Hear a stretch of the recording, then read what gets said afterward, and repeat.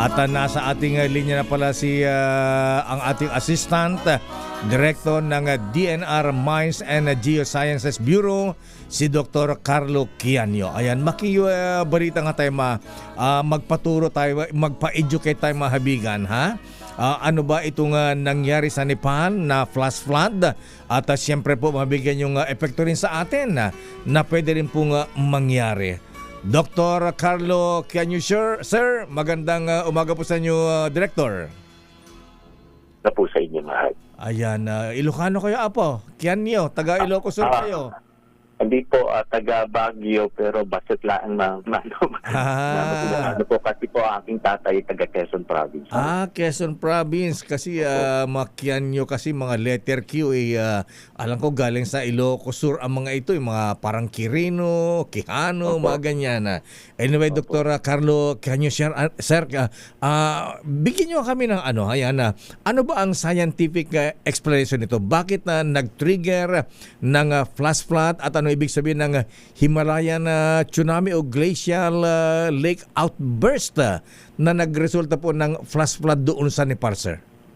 Opo, gaya po ng kasamahan natin, sinabi ng kasama natin mula sa Pag-asa, ito po ay nagsimula doon sa taas ng Himalayas po na about 5,200 meters above mean sea level.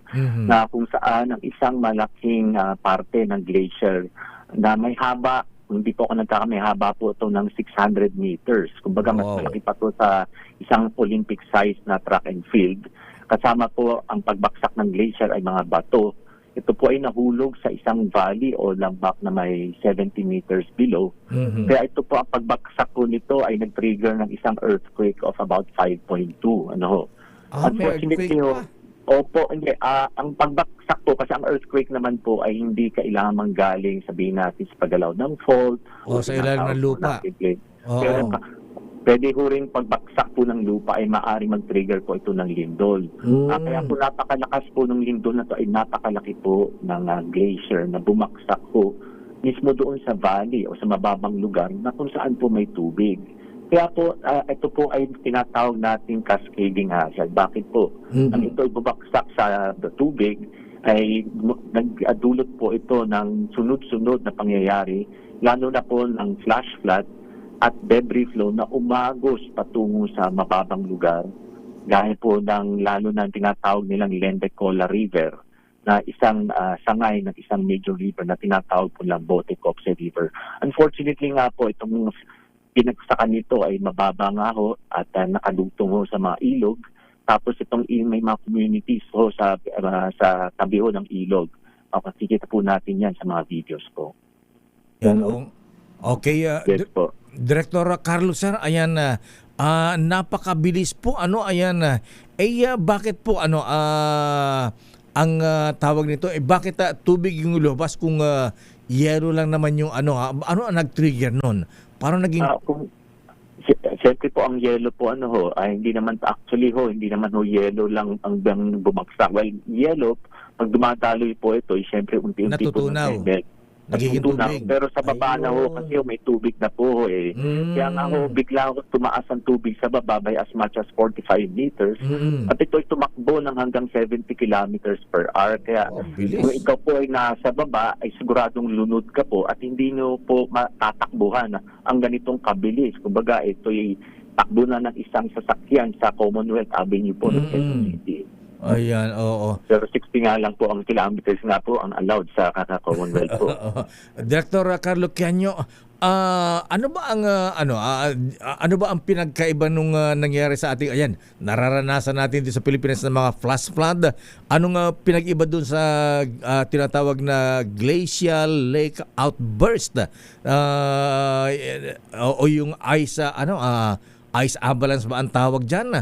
Ano ang pinagkaiba sa nararanasan ng mga flash flood dito sa Pilipinas, Director? Dito po kasi sa Pilipinas, unang-una wala naman po tayong glaciers po rito. Pero karaniwan po ang dulot ng flash flood po sa atin ay yung pagdam po ng ilog dahil kapag po nagkaroon ng landslide at bumaksak sa ilog, ay unti-unti nababara ho ang pagdaloy ng ilog. Kaya po eventually naiipon ho sa upstream yung tubig at there will be a point na hindi na kayang suportahan ng landslide debris yung tubig na naipon. Kaya unti-unti itong actually bigla itong magbre-break itong landslide dam at ito ay babaksak as a flash flood doon sa mga downstream areas po. Bakit? Kaya medyo may pagkakaiba ho tayo dahil yun nga po, more on the related siya sa either earthquake or malakas na tag-ulan. Tapos nag-trigger ng landslide, babaksak sa ilog, may ipon ng tubig, tapos eventually breach ito at babaksak sa flash flood sa mga bababang lugar po. Doon sa Nepal, Dr. Kianyo, sir, malakas ba ang ulan doon? Bakit nagkaroon ng pagbagsak ng yelo, ng avalanche? Well, isa sa mga tinitingnan ho kasi, actually hindi naman ho ito ang unang pangyayari. Kung titingnan ho natin ang mga nakaraan, ang mga geologists ho ay nakakita ng mga ebidensya na nangyari na ho ito dati. In fact ho, kung hindi po ako nagkakamali, may nangyari na pong flash flood noong 2025 sa area, ngunit hindi kasing laki po na ito. So isa ho ang mga tinitingnan ho ng mga geologists right now is yung role nga ho ng climate change kasi nga umiinit po ang panahon at langit Himalaya, so ay maraming ice, kaya very prone ho sila sa mga ganitong pag-collapse po ng mga glaciers. Yan, yung mga ganitong sitwasyon, although na wala tayong yelo, ayan, yung mga ganyang katinding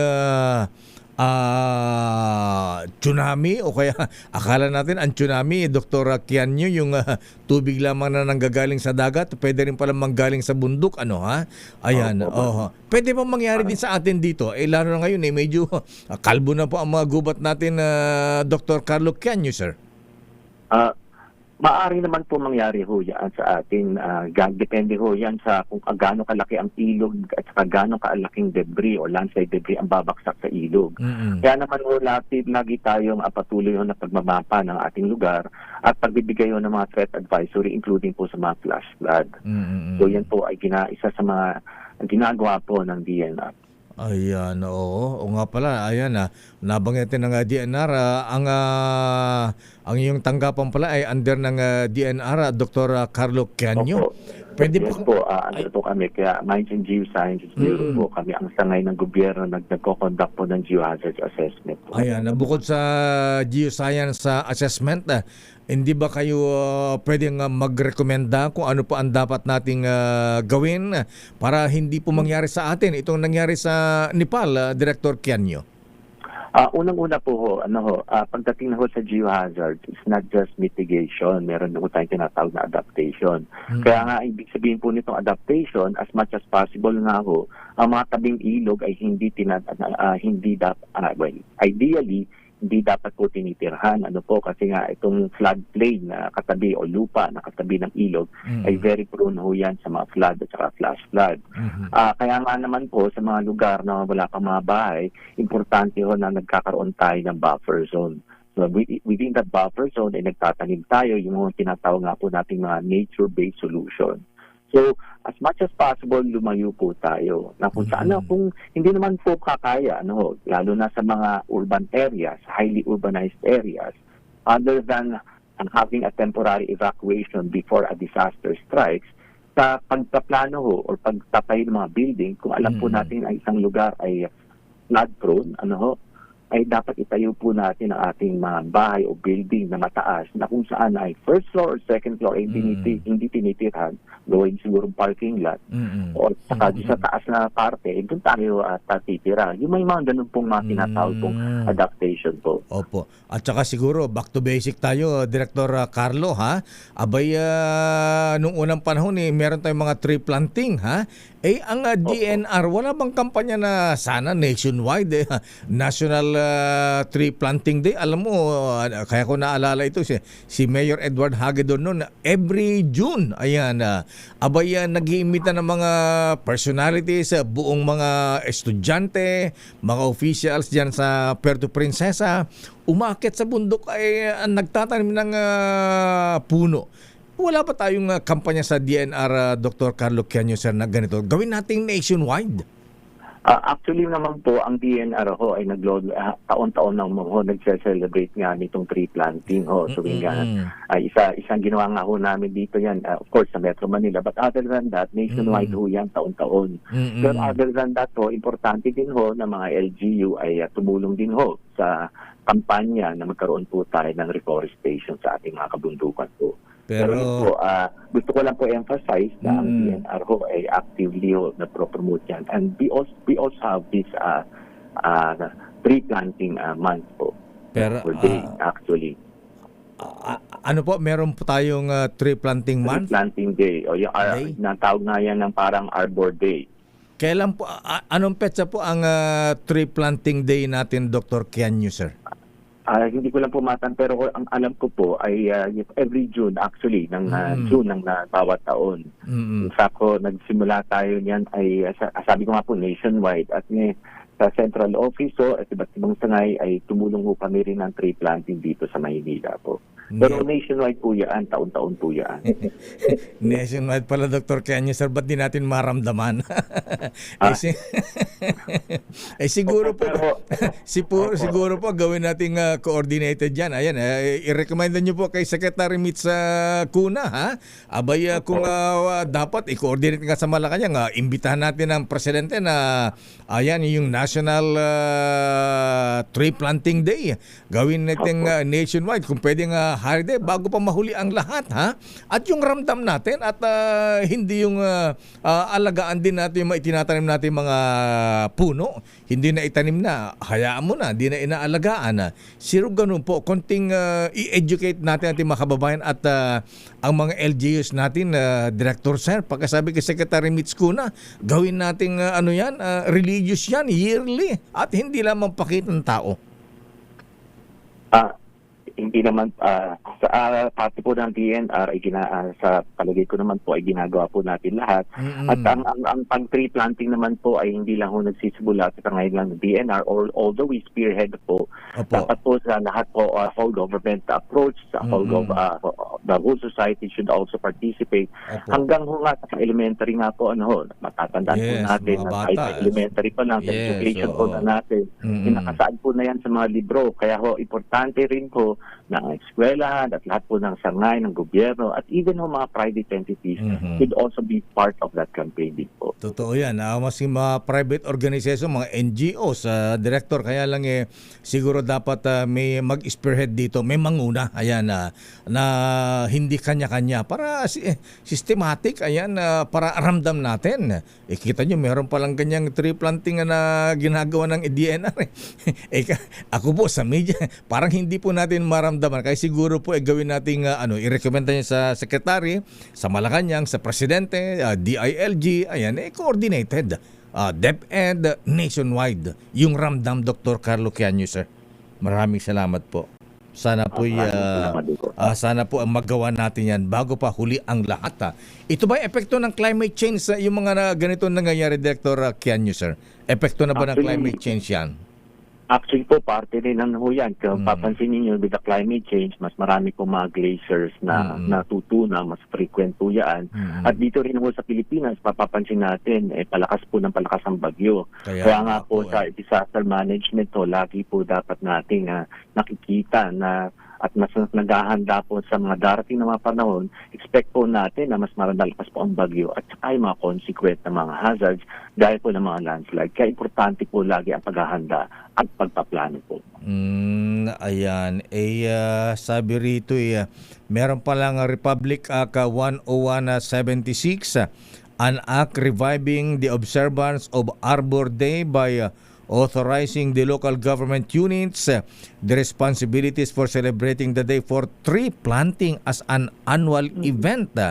Ang DNR ay nakapagtanim na ng 3 milyong puno noong Arbor Day. Ayan, meron pa lang ganyan, kaya lang Tama po. Bakit kalbo pa rin ang mga gubat natin? Bakit nakaras pa rin tayo ng mga flash flood? Ayan.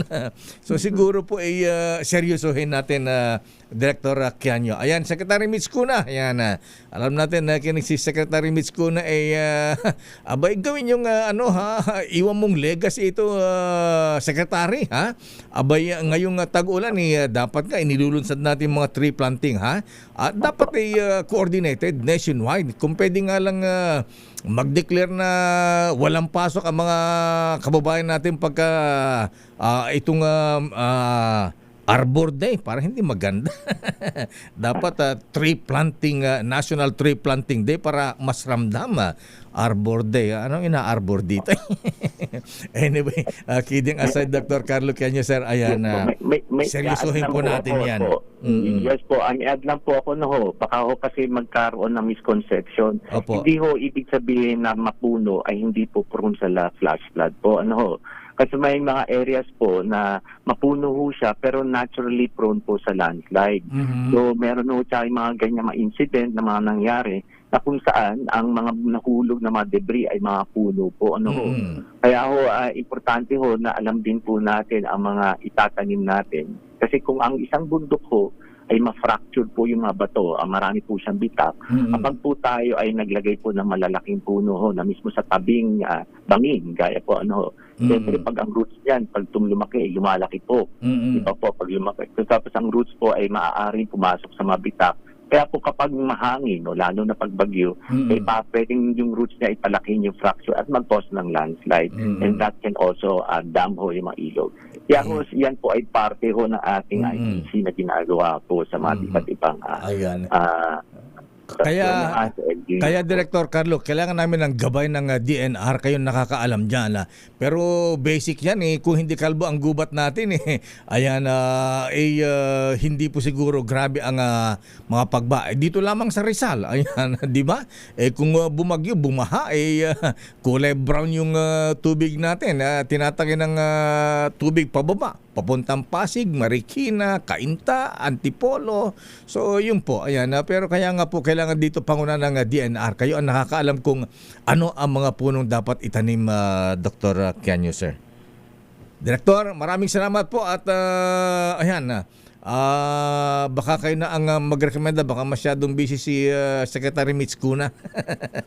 Baka pwede i-recommend na ayan, yung ramdam, hindi yung kita nyo, meron pala kayong programa ganito yearly pero hindi po ramdam. Dapat nationwide para maramdaman natin at kung pwede nga pangunahan ng presidente yan para seryosohin natin.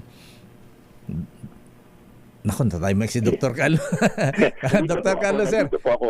Yan. Ako naman po ng mga recommendations. Yes, sir. Ayan. Well taken po. Ayan. At maraming salamat po sa mga paliwanag. Dr. Carlo, maraming salamat and good morning. Good morning po sa lahat. Ayan. Thank you very much. Daming bayan.